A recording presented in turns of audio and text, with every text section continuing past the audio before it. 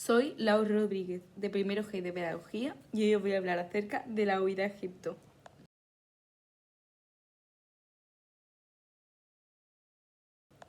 La huida a Egipto es un cuadro de El Greco. Su cronología es hacia 1570 y su técnica óleo.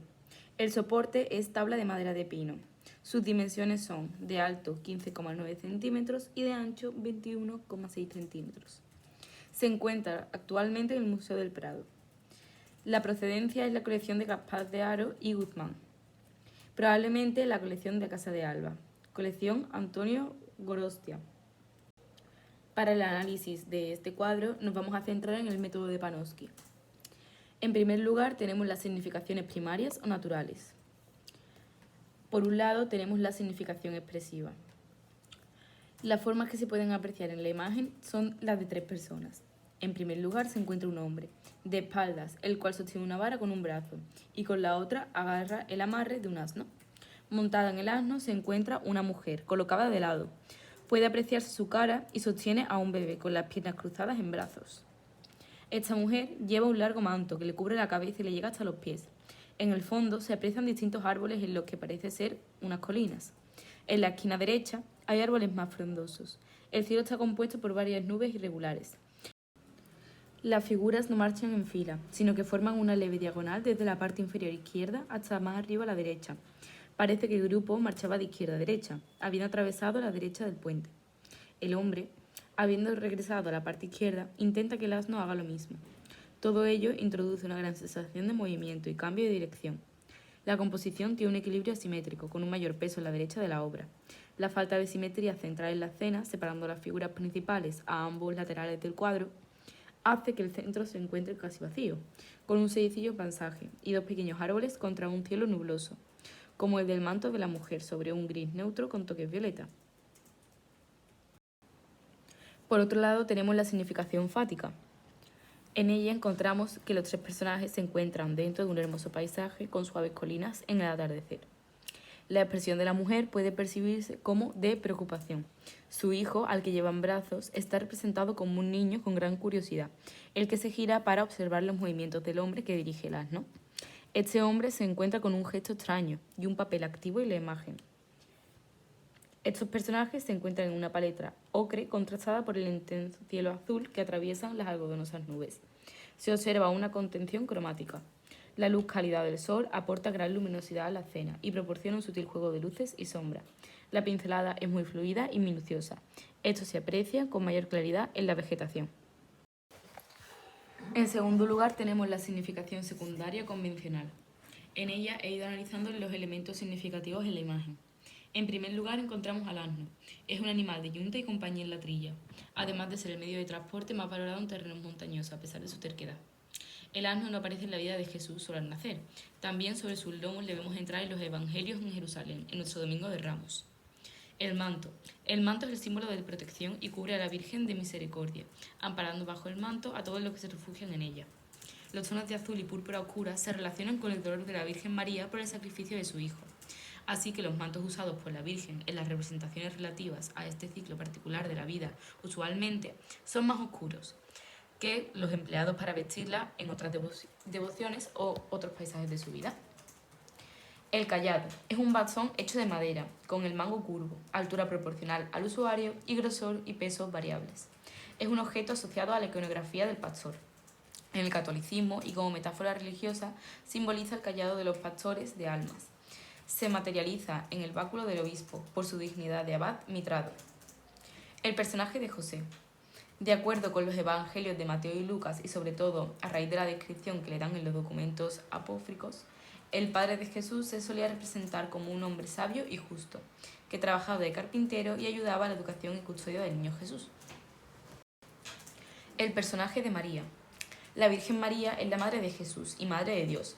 Judía de nacimiento, era hija de San Joaquín y Santa Ana y estuvo desposada con San José, padre putativo de Jesús y descendiente de la casa del rey David. María provenía de una pequeña ciudad de Galilea llamada Nazaret, donde vivió antes y después de dar a luz a Jesús. También nos encontramos con el personaje de Jesús. El niño Jesús adquiere especial sentido para el creyente y se convierte en la tabla de salvación ante el malestar social. Su imagen se asume como símbolo de esperanza contrapuesto a la dura realidad. Ella representa la exaltación de la bondad y la ternura. Las colinas. La colina en la Biblia solía emplearse como un sitio en el que se realizaban entierros o en el que se escondían los hombres. Árboles. El árbol es el refugio, el símbolo de fertilidad, erigido hacia el cielo, profundamente arraigado en el suelo. El árbol es también símbolo de una persona sabia que respeta la tierra y mira a Dios. Las nubes. Las nubes nos hablan de la gloria de Dios, que asienta la gloria de todos los hombres. Por eso se ha dicho que el cielo es su trono y la tierra es el estrado de sus pies. Con respecto a la significación intrínseca o contenido, en esta imagen se ilustra la marcha de la Sagrada Familia a Egipto, huyendo de la persecución decretada sobre todo por los menores nacidos en Belén. Una vez advertido Herodes por los Reyes Magos del nacimiento del Rey de los Judíos, en el Evangelio de San Mateo. El episodio quedó fijado de una manera muy escueta. Tras la partida de los magos, el ángel del Señor se apareció en los sueños a José y le dijo: «Levántate, toma contigo al niño y a su madre y huye a Egipto, y permanece allí hasta que te avise, porque Herodes se dará a buscar al niño para matarle». Levantándose luego, tomó al niño y a su madre, y partió para Egipto. La huida a Egipto es uno de los acontecimientos más famosos que siguieron al nacimiento de Jesús, y es una escena muy ampliamente representada en la historia del arte. Es uno de los pocos hechos de la infancia de Jesús que está descrito en los Evangelios, y está específicamente en el Evangelio de San Mateo. Según la narración bíblica, a los pocos días de haber nacido el que sería el Mesías, el rey Herodes se entera de su nacimiento, y para evitar que le quitaran su trono, ordena la masacre de todos los primogénitos en Belén, llevando a cabo la llamada matanza de los inocentes. José, avisado por un ángel en un sueño, huye de noche con María y el niño hacia Egipto. Para algunos, este es el cumplimiento de varias profecías del Antiguo Testamento. Asimismo, es una representación y de las dificultades que rodean la infancia de Jesús. El poco equipaje que llevan evidencia la prematura con la que debieron huir hacia Belén. Actualmente, en la ciudad de El Cario, Egipto, hay un enorme árbol de los higos, donde se asegura que la Virgen descansó durante su huida. A este se le conoce como el árbol de la Virgen. Con respecto a las obras en relación, podemos destacar algunas. En primer lugar, Descanso en la huida de Egipto. El autor es anónimo. Se sabe que procede del taller de Tiziano Venecio di Gregorio, hacia el siglo XV. Pausa obligada para que el niño se amamante. En la gruta de la leche de Belén, cercana a la Basílica de la Natividad, se venera la roca donde se había derramado una gota de leche, que al instante cambió de color, y que tiñe y proporciona cualidades curativas al agua que entra en contacto con ella. El descanso es muy representado como tema pictórico, así como el denominado Vico Lactaris o Virgen de la Leche.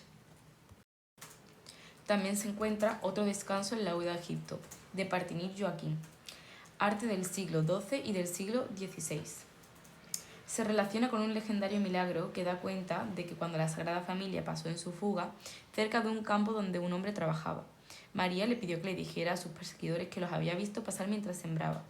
El trigo creció instantáneamente y estaba a punto de ser cosechado cuando los hombres de Herodes interrogaron al campesino, de modo ante que la visión de las espigas maduras abandonaron la búsqueda. Este episodio, cuyos orígenes desconocemos, es incluido en las representaciones del tema, junto a otros como el ataque de los salteadores de caminos, el del dragón asustado, el del milagro de la palmera o el de la caída de los ídolos. Estas obras tuvieron mucha relación con la huida a Egipto, puesto que se inspiraron en esta para crearse. Con respecto a obras en las que se inspiró la huida a Egipto, encontramos la huida a Egipto de Sano di Petrio, de 1445. También parte de una pedrela, un gran paisaje, pero en este volvemos a quien sea un acompañante quien tire del burro. San José anima a Ruicio por detrás, observando entre cariñosa y burlesamente por María y el niño. También encontramos la huida a Egipto de Lorenzo Mónaco, en 1405 y 1410. Con una geométrica composición, también en un panel de madera perfectamente adaptada a su marco original. Llama la atención la severidad del rostro de San José y cómo al volverse y quedar enfrentado a las dos mujeres que le acompañan, cierra el cuadro. Las palmeras son las que también, según textos apócrifos, se inclinan para ofrecer sus frutos a los viajeros. La huida a Egipto de Greco se inspiró en estas obras. Otras obras del autor podrían ser La Anunciación, de 1570 a 1572, donde se representa el momento en el que María acepta los designios divinos transmitidos por el arcángel de San Gabriel.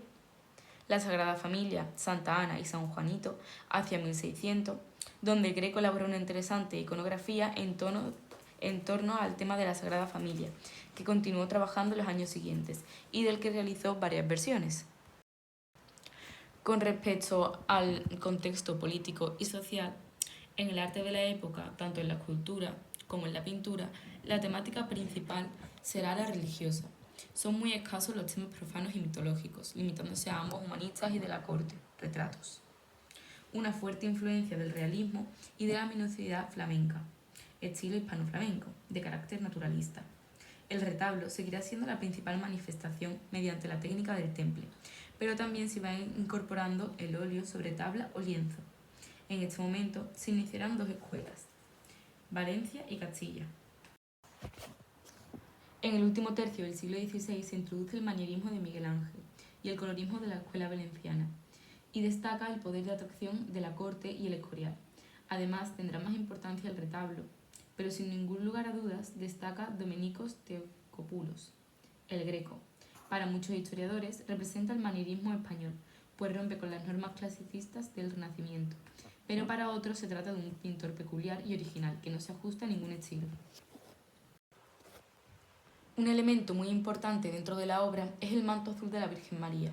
En la mayoría de los retratos artísticos de la Virgen María se le ve representada con el color azul, una faja, el velo, pero sobre todo el manto. En la antigüedad, la Virgen venía representada muchas veces con vestiduras de color ocre o crema, que era muy común para su época, pero también se le ha representado con vestimentas de color azul para representar su humanidad, y el manto rojo indicando que ella está llena de gracia. En general, también se le agregan las letras griegas, M-P-O-I, Mater Dei, Madre de Dios. Más tarde se la comenzó a representar con un manto azul, sobre todo durante la época del Renacimiento. Los siglos XII y XIII marcaron una revolución del azul. Esta revolución nace de la teología. Dios es luz y esto se manifiesta de dos maneras, luz divina y luz terrenal. Para diferenciarlo es necesario encontrar una técnica en las imágenes. Así como es el cielo, se tornó azul, mientras que el dorado se usó para representar la luz divina y el cielo como paraíso celestial. En la Edad Media, cuando el culto mariano estaba en plena expansión, se decidió revestir a la Virgen con un color de pigmentos caros. Entonces se usaba mucho el lápiz azul, una piedra semipreciosa que venía de las minas de Afganistán, con el cual se creaba un pigmento ultramarino, que costaba tanto como el oro. Por eso estos pigmentos se reservaban para las representaciones de la Virgen María. Pero quizás tenga más valor en la representación del azul en la Virgen María, sean sus mismas apariciones. La Virgen de Guadalupe lleva un manto azul tachonado de estrellas doradas. La Virgen de Lourdes lleva una faja azul, como también Nuestra Señora de Baneus. Y en la Virgen de Kievo también podemos ver su manto azul. Con respecto a las obras de texto vinculadas, esta escena representa lo contado por el Evangelio de San Mateo 2, 13, 15. Después de que partieron ellos, he aquí un ángel del Señor apareció en los sueños a José y dijo: levántate y toma al niño y a su madre y huye a Egipto y permanece allá hasta que yo te diga, porque acontecerá que Herodes buscará al niño para matarlo. Y él, despertando, tomó de noche al niño y a su madre y se fue a Egipto, y estuvo allá hasta la muerte de Herodes, para que se cumpliese lo que dijo el Señor por medio del profeta, cuando dijo: de Egipto llamé a mi hijo. También existen numerosos documentos escritos que recogen el relato de la huida a Egipto. Algunos de ellos son Imagen y culto, una historia de la imagen anterior a la era, página 371, Diccionario enciclopédico de la música, página 189, Juan Correa y su vida y su obra, página 104.